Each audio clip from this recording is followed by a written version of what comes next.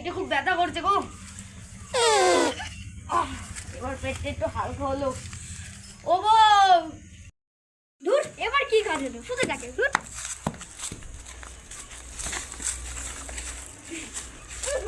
কি গন্ধ! তোমার কি হয়েছে? আমার খুব পাতলা পায়খানা হচ্ছে গো। ছি ছি ছি, তাহলে কেন ডাক্তার খাতে যাবা তো? যাও, ছি, কি গন্ধ! তাড়াতাড়ি যাও, পেটের সমস্যা হয়ে যাবে।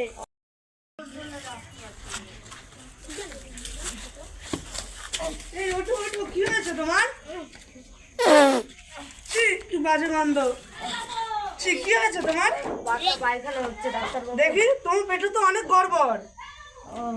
কি করবো ডাক্তারবাবু? কালকে তোমার পটি নিয়ে আসবে, ওইটা চেক করে দেখবো তোমার কি হয়েছে। ঠিক আছে? ঠিক আছে ডাক্তার, তাহলে আজকে গেলাম। ঠিক আছে, যাও। আরে তুরা তো সর, নল তো তোদেরও ও দেখা গো যাবে। বউ, একটু উপরে এসো গো।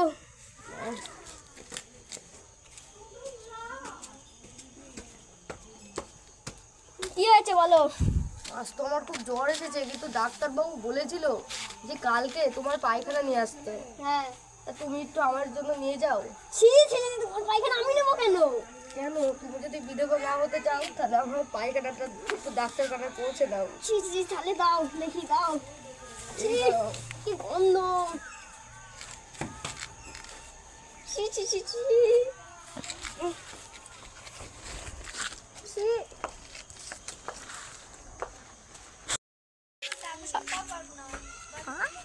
ভিক্ষে করতে নাকি?